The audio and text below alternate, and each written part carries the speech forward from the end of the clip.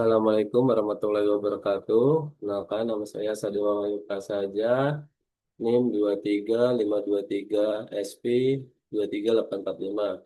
Di sini saya akan menjelaskan terkait eh, untuk praktikum acara 6, yaitu Instant Segmentation berbasis Deep Learning untuk rekonstruksi 3D dari data point cloud. Untuk datanya sendiri di sini kita tersedia data DSM, data DM, DTM, data auto, dan juga sebuah toolbox 3D modeling untuk menampilkan visualisasi secara 3D pada hasil pengelolaan deep learning. Untuk langkah-langkahnya di sini tahapan awal dimulai dengan menambahkan data seperti AOI, orto, DSM, dan juga DTM. Kemudian untuk membantu analisis kita membuat shapefile baru di sini dengan nama building dengan tipe poligon yang digunakan untuk mendeteksi objek bangunan pada data DSM. Dan seperti kita lihat di sini bahwa data DSM ini menampilkan ketinggian dari unit bangunan yang ada di wilayah UGM. Semakin tinggi nilai warna putih di sini, maka akan semakin tinggi pula tinggi bangunan tersebut. Kemudian kita melakukan digitasi secara manual untuk mendikit objek-objek pada bangunan-bangunan yang sekiranya memiliki tinggi gedung. Kemudian kita membuat field baru bernama class eh, yang digunakan untuk mengelompokkan nilainya berdasarkan nilai-nilai tertentu.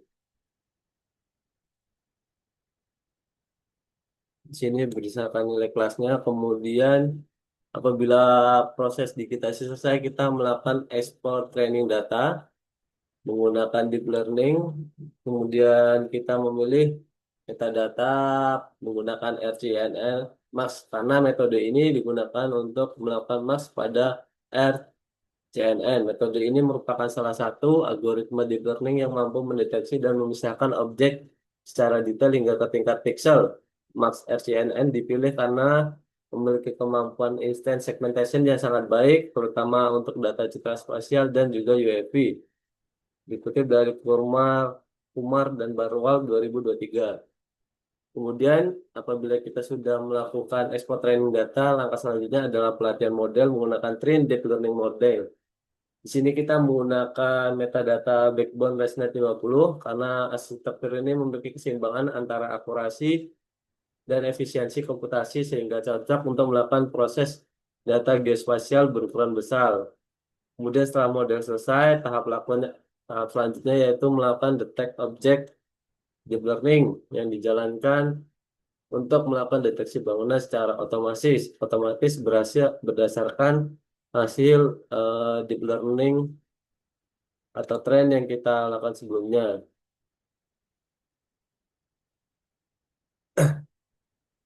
Kemudian yang terakhir yaitu melakukan tahap 3D modeling dengan data DSM dan juga auto yang digunakan secara bersamaan untuk menghasilkan bangunan tiga dimensi.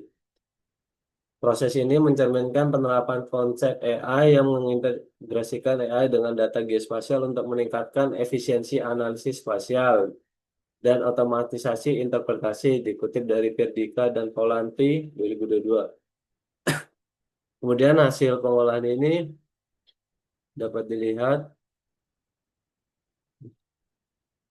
Nah, di sini untuk hasil dari model metriknya memiliki nilai 70-an, 70,46%. Nilai tersebut menunjukkan tingkat akurasi yang baik karena dia melebihi nilai 5 dalam geospasial. Model ini digunakan untuk mengenali atau memisahkan objek bangunan dengan tingkat kesalahan yang bisa dibilang cukup rendah. Kemudian di sini ada tingkat learning rate menunjukkan proses pelatihan yang stabil dan tidak mengalami overfitting. Nilai ini menandakan bahwa model dapat belajar secara bertahap untuk mengoptimalkan bobot tanpa kehilangan kemampuannya. Hasil metrik ini sejalan dengan temuan yang menyatakan bahwa Max RCNN memiliki performa tinggi dalam melakukan deteksi presisi lebih baik dan konvensional. Nah, di sini proyek digitasi atau pengolahannya dari ground truth dan hasil yang diolah. Nah, untuk hasilnya itu sebenarnya cukup banyak ya di sini ya. Namun ketika saya tampilkan pada rekonstruksi di sini, karena laptop saya di sini tidak kuat, maka hanya dapat memunculkan beberapa titik di sini. Satu, dua, tiga, empat, lima, enam.